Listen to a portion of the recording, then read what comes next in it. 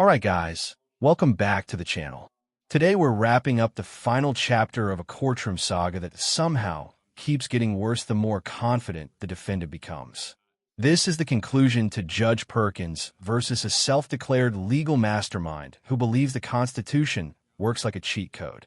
Part 1 was chaotic, Part 2 escalated quickly, and this final stretch delivers exactly what you'd expect when confidence outruns comprehension. Let's begin. Mr. Lockhart. Yes, hello? Are you, you've been here before, correct? Yeah, I've been here before. Have you made any kind of filings on your behalf? Yeah, quite a few. This is the city of Detroit versus Jamil Amir Lockhart. Appearance for the record, please. So I am Jamil of the family Lockhart. The motions that I filed and the documents that I've filed have all been trying to ascertain the jurisdiction of this court. And I don't understand the nature and cause of the action against me. And I'm trying to understand under what jurisdiction the court intends to proceed. First of all, is this going to be a civil or a criminal action? Criminal. Okay. Your Honor, the Constitution grants this court two criminal jurisdictions. One is criminal jurisdiction under the common law, and one is a criminal jurisdiction under admiralty or military tribunal. From Article 1, Section 8, Clause 17 of the Constitution. At this point, we've officially left legal theory and entered experimental chemistry. When someone starts free associating constitutional clauses that don't remotely apply, you can practically hear the judge questioning reality itself. This is the exact moment when you realize the defendant didn't misunderstand the law. He reinvented it entirely in his head.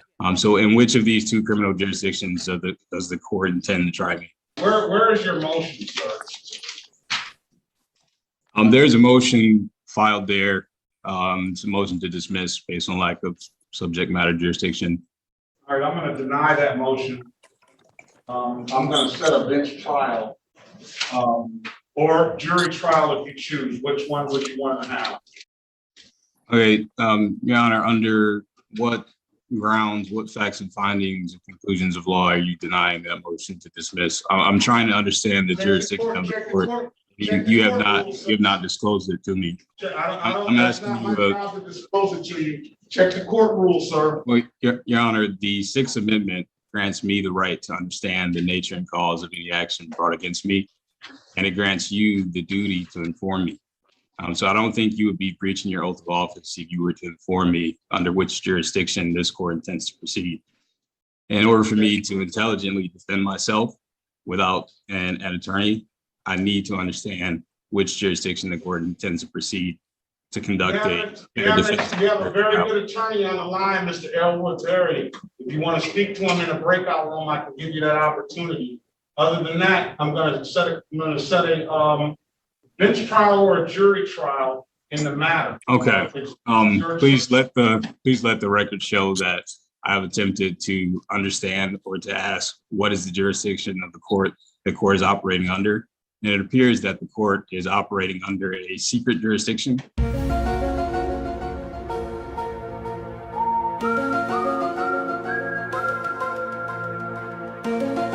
Maybe only known to bar members and licensed attorneys. So let the record show that I am trying to understand jurisdiction and nature of cause against me, and the court has denied me that information. I'm not denying you the information. The information is public information, sir. The information is outlined in the Michigan court rules. You need to read the Michigan court rules, and you can find out jurisdiction. It'll tell you everything about jurisdiction. That's entirely public information. You can go online and type in the court rules. The whole book is ascertainable to you online. Sir, the Sixth Amendment grants you to inform me of the nature and cause of any action brought against me. And right now, you are denying that right. Sir, don't speak over me. You want me to inform you of the nature and cause of the action. You're charged with driving drive while license not valid or improper. The other charges, no insurance misdemeanor. The allegation is that you were driving the same 2011 Jaguar in the city of Detroit without the proper registration on And that there vehicle. it is, the holy trinity of bad driving decisions. No license, no insurance, no registration, all wrapped up in a Jaguar for maximum irony. It's almost impressive how consistently these cases follow the same script. Sovereign logic says the rules don't apply. Reality says otherwise. I understand the The claim. maximum possible. Don't interrupt me, sir. Okay, go ahead. I'm sorry. Those are the charges. Do you want a bench trial or a jury trial? Your Honor, I am trying to understand the jurisdiction of this court. And I told As I said, you told me it was a criminal jurisdiction. If you read the Michigan court rules will tell you and give you jurisdiction. So they have a copy of the Michigan court rules online or at the public library. I'm sure it is not as easily ascertainable, and we're not going to keep going down this road, young man. Do you want a bench trial? So I cannot. I'm asking you a very specific question, and it is this a criminal jurisdiction under common law, or is it a criminal jurisdiction under military tribunal? Listen, it's let's move on to the next person. Sir, please answer that. It can only be one or the other. You'll leave me no choice but to hold you in contempt. I'm asking you a specific question. Your Honor, I do not wish to be held in contempt. I am trying to exercise my Sixth Amendment right. I can show you Constitution is exercise of a constitutional right cannot be converted into a crime, sir. Sir, the way you speak to the court is via motion. Okay, if you have a motion that I've already denied one of your motions, if you have another motion, under what basis? Under what grounds have you denied my motions? It's not my job to explain to you all of the court rules, sir. Sir, there's only two jurisdictions which this court can operate under. Just like any other, you're going to be treated just like any other lawyer that comes in this courtroom. So you have to know the rules. Yeah, so I'm not trying to seek legal advice or ask you what the rules are. I'm asking you a very specific question. There can only be two jurisdictions under criminal law. And is it under common law or is it? So that brings us to the end of his first appearance, which somehow managed to resolve absolutely nothing. Instead of listening, learning, or adjusting strategy, he does what every sovereign citizen does best, sticks around just long enough to argue himself into deeper trouble. Spoiler alert, the sequel doesn't improve. Lockhart. Yes. All right. This is the last time I'm going to say this. I'm not going to continue to go back and forth with you regarding court rules and all of those positions that you have. If you put it in a motion, we'll set a motion hearing date. If you are setting a motion hearing date, you are doing so without my understanding of the nature and cause of the action against me. Listen, I cannot move forward until I have these questions answered. These are basic questions that you are obligated under the Sixth Amendment. I'm not obligated to answer any of that stuff. I told you, I gave you the answer to that stuff by looking in the court rules. You're obligated to know the rules. Sir, what you mentioned is statutory law. And if we are proceeding under some kind of statutory law, I motion that we dismiss for lack of a sworn complaint or anything signed by injured party. And in fact, where is the injured party? Is the officer present, and who is the injured party in this case? The officer is not required to be present today. It is a pretrial date. I'll hold that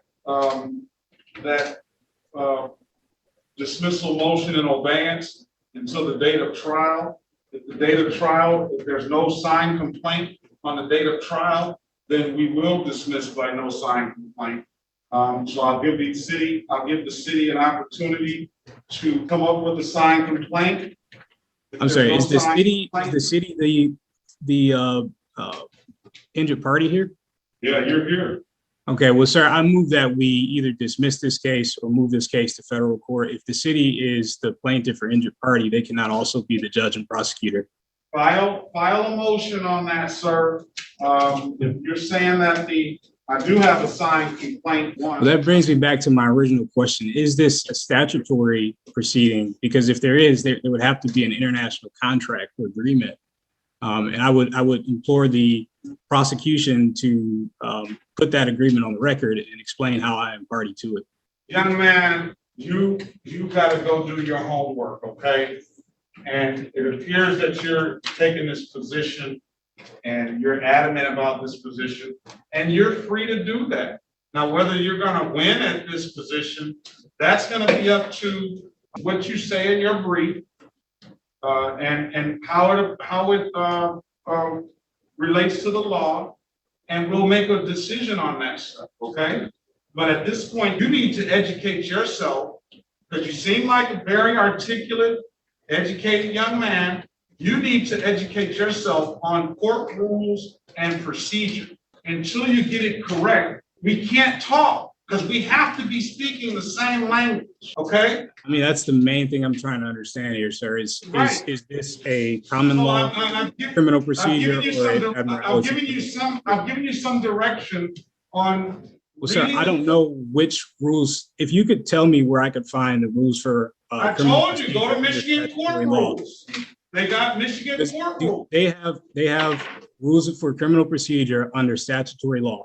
Yes, very much so. Could you please direct me to that? Here's the part every courtroom veteran recognizes immediately.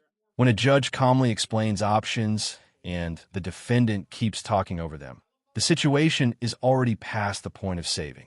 This isn't about law anymore. It's about basic courtroom survival, and he's failing the tutorial. I've already directed you to it. Michigan court rules. There's a book that's over 1,000 pages, and it'll answer, well, close to 1,000 pages. It has those questions outlined in there. You're expected to know Are that. those Michigan court rules, is that statutory law? I'm not going to keep going back and forth with you, sir. Whatever motions that you have, that's how you speak to the court, through motions. And whatever motions that you have, I will review it. I read all the motions that come across. I check all the law myself.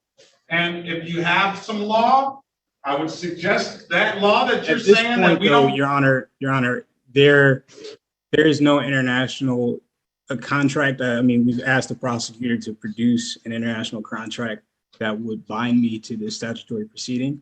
And I'm not aware of any contract. In the absence of such contract, I motion that we dismiss this case. So in order to, you can move to the circuit court and you can appeal my decision as it relates to that. But we're not going to keep on going back and forth. I think we should move this case to federal court. As I stated, if the city is the injured party. File a motion so I can, on your removal motion, file a motion. I do not wish to continue or delay this any further. There's been no evidence presented to substantiate any kind of jurisdiction in this case. This is our second time. I've asked for this the first time. And there's been no evidence of any jurisdiction. And I don't understand why, you're insisting on, moving to another court date, and we have not addressed this very basic and fundamental issue of jurisdiction. If it cannot be proven and proven on the record, then this case must be dismissed. Well, I mean, I don't understand why we are delaying this any further. We don't have to delay it any further. I can put a warrant out for your arrest. And you don't have to show up. I mean, you'll have to deal with that then. But at some point, you're going to have to deal. Under what grounds, under what basis are you putting a warrant out? Let me translate what just happened in plain English. By challenging the judge's authority this way, he didn't weaken the court's position. He strengthened it. Judges love two things: maintaining order and setting examples. He just volunteered to be both. Today, and you I didn't say I was going to put a warrant. I said, if you're telling the court that you're not going to come back to any court dates, then that's up to you. All I can do What after I'm that saying, point- sir, is I don't wish to delay this any further. There has been no proof of jurisdiction. There is no live injured party. I mean, there's a claim that the city of Detroit is an injured party, but I'm not aware of any international agreements or contracts that I've entered into with the city of Detroit. And the prosecutor can't provide that. And it seems like there's a bias going on here because flat on its face, the prosecutor hasn't even spoken on this issue. And you just insist that we move to another court date. And I don't understand. I mean, your oath of office is to uphold the Constitution. And what I'm asking is what a you're Sixth saying, Amendment right. in essence is that I don't have any authority. I'm asking you to prove your authority. I'm trying to understand where your authority is coming from. And you're failing to do so. Read the Michigan court rules, read your statutes, read the Constitution over again, and you'll find that. As I said before, I'm not asking you for legal advice or where And to the go. Michigan Constitution. You have, if you have a legitimate jurisdiction, I'm asking you, is it a criminal jurisdiction under statutory law, or is it under the common law? All right, we're gonna give them And you will not answer that question. Your Honor, we cannot proceed until I understand the nature and cause of the action against me. I'm gonna say this one last time to you, sir. Go, and if you want to speak to the court, if you have any objection to the court and these dates, and if you don't feel that these dates are lawful, and if you, whatever your claim is that you're stating, you speak to the court through motions. I want that, and those motions that you're entertaining on the record right now, I've dismissed some of them already. I want you to file those motions with the court. Under no basis so that the court can read your motion and make a ruling and give the city attorney an opportunity to respond. If you do it the proper way, you might learn something. But I don't think that the way that you're going, that you're even if they show you documentation like it is in black and white, you're not going to believe that anyway. That's the perception that I'm getting from you. So I'm going to set these dates. It's going to be up to you whether you want to come to these court hearings or not. And if you don't come to the court hearings, the only recourse I have is to issue a warrant for failure to appear. Okay, so sir, I still have this same question that you keep failing to answer, and without that question being understood, and that's it. I'm done talking about it. Okay, that's it. So I'm going to set a let the record show that the judge has refused. Listen, sir, don't interrupt me again. Okay? Don't interrupt me again.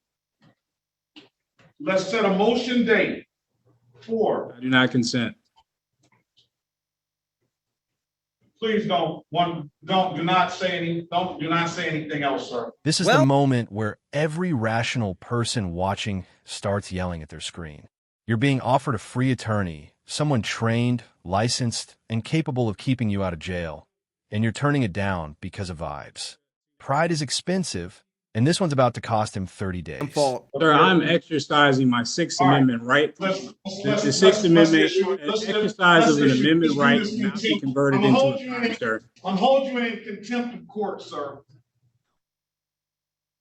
As I said before, I'm trying to understand the jurisdiction of the court. I'm not going to deal with you. You're going to jail. Pursuant to let's pull out the contempt the Sixth Amendment. Whatever paperwork we need to do and fill it out, we're going to fill it out this time. I'm holding your client. Well, Mr. Berry, you are, I guess, not representing this client because this client is probably. Do you want the representation of a lawyer, sir, at this point now, sir? Because now you're looking at 30 days in the Wayne County Jail. Do you want the representation or not? This court has refused me that answer, and apparently it is a jurisdiction only understood to bar members and licensed attorneys. This is a direct violation of the Constitution, and I do not consent. I do not agree. That's it.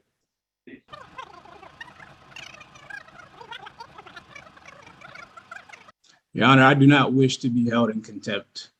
It's too late. I've merely asked a very basic, simple question, and you have refused to answer it. I feel as though the court is trying to constrain me to an unfair plea in absence of my understanding of the nature and cause of the action against me. Sir, did you receive the documents that I sent you asking for your anti-bribery statement? Hello.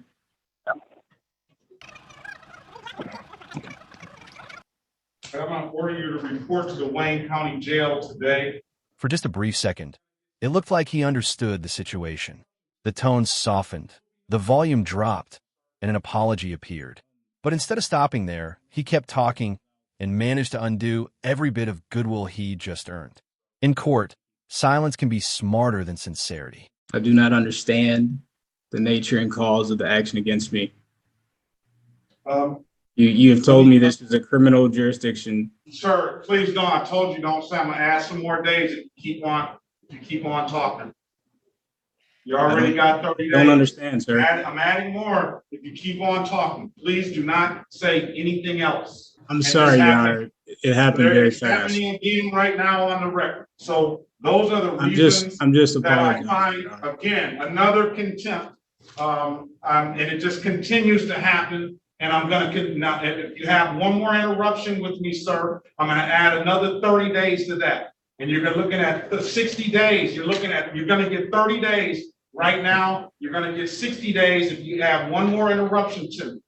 And it will be no early release. At this point, I'm going to order you to report to the Wayne County Jail. Sir, do you have any further questions? I just want to make sure I can speak without being held in contempt or. Yes, you may speak. I asked you, do you have any further questions, sir? Thank you. Your Honor, I would just like to tell you, man to man, that it was not my intent to be in contempt.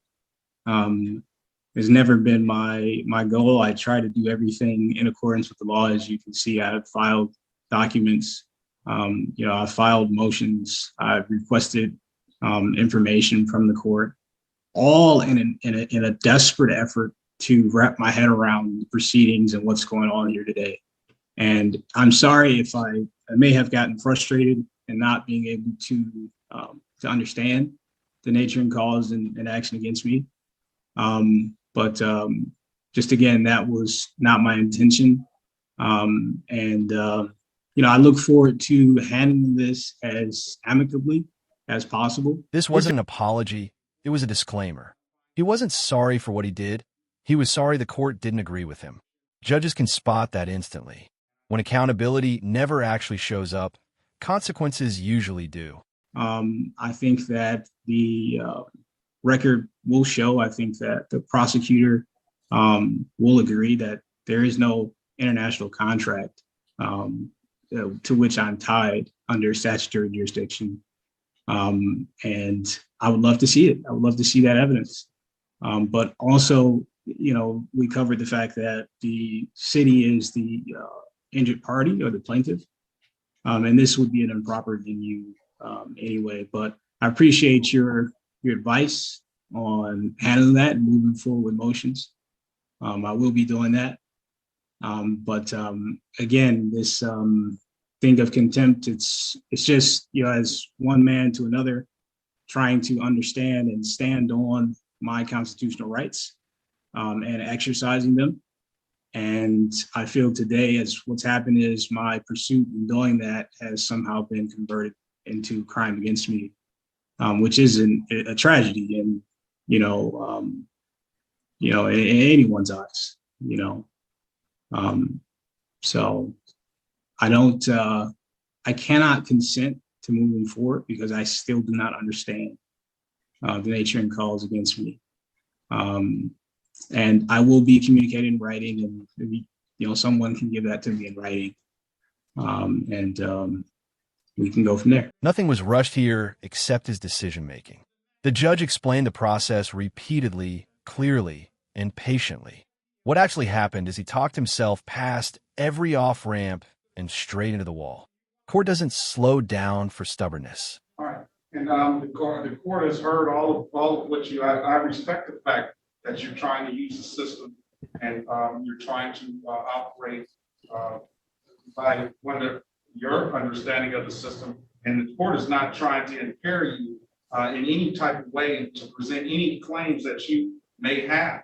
I continually referred you to the Michigan court rules, the Michigan Constitution, the United States Constitution. You want to find jurisdiction, you want to challenge jurisdiction, and I told you, if you want to challenge that, you're free to do that. The court is never going to impair anybody to challenge any of the allegations that are held that are brought against them. But there is a procedure, and whether you want to, you got to play by the rules, sir. And whether you accept the rules or not, that's not going to change the rules and the stuff that has been codified and the stuff that has been litigated and argued for over 2 centuries. The rules are not going to change for your position. Now, I asked you to continue, not say anything. I tried. I don't know what position you're really taking or where you're getting all this stuff from. And I asked you to put that stuff in motion. But when I asked you to please be quiet, please, I give you ample time to speak. I have not impaired your ability to put what's on the record, but you continually say the same thing over and over. And then when I ask you to please be quiet, and when I tell you that I'm going to hold you in contempt, if you're not quiet and you continually go over and over and disobey what the court is trying to say, then I have left with no other option to do what I've already done. So you have an absolute right to an attorney. I gave you Mr. Very, very, very, very good attorney. Now, whether you want to listen to his advice or not, you have him there at your disposal. Other than that, sir, I don't know what to do for you. Okay. So I'm ordering I you think, to report to the Wayne County Jail by 5 p.m. today. It just happened so fast, sir. I mean, This is where the audience collectively loses hope. The attorney is sitting right there, ready to help, and you can practically see the regret forming on his face. But no, our guy is committed. When ego replaces strategy, jail usually follows. Well, maybe you may learn something from this. Maybe you may learn something from this, and that 30 days will give you an opportunity to go read and educate yourself on how this works. I got other people that are taking the same position as you, and I've afforded them the same exact opportunity as you have. And they did not do what you did today. They're holding fast on their position, and that's fine. I respect that. But I don't respect you interrupting me. And it seems that you really need an education on how this stuff works. And I'm going to give you one today. Now, Mr. Berry, can you put your appearance on the record, please? Yes, Your Honor. Elwood S. Berry, Jr., P28880, on behalf of this defendant. Now, do you want to speak with Mr. Berry in a breakout room, sir, or not? Please. No, with all due respect, Your Honor, I have the right to represent myself in my own person, and that is what I intend to do after having understood the nature and cause of the action against me. Well, I've given you. We've gone over all the natures and causes. We've gone over the maximum possible penalty for these offenses. I gave you an opportunity to speak with how and explain to you how the court hears your representations. You can choose to file those representations or not. But in the meantime, I'm going to order you now. I gave you the dates. I'm going to order you now to report to the Wayne County Jail by 5 p.m. today to do those 30 days. All right? And that's where it ends. 30 days, a hard lesson, and a reminder that confidence without comprehension is a dangerous mix in a courtroom. From what I found, later hearings suggest he eventually got a lawyer, so maybe something finally clicked. If you want to see the unedited hearings, they're linked below. Like the video if you enjoyed it, dislike it if you didn't, drop your thoughts in the comments, and subscribe so you don't miss the next one. I'm Team Skeptic, and I'll see you next time.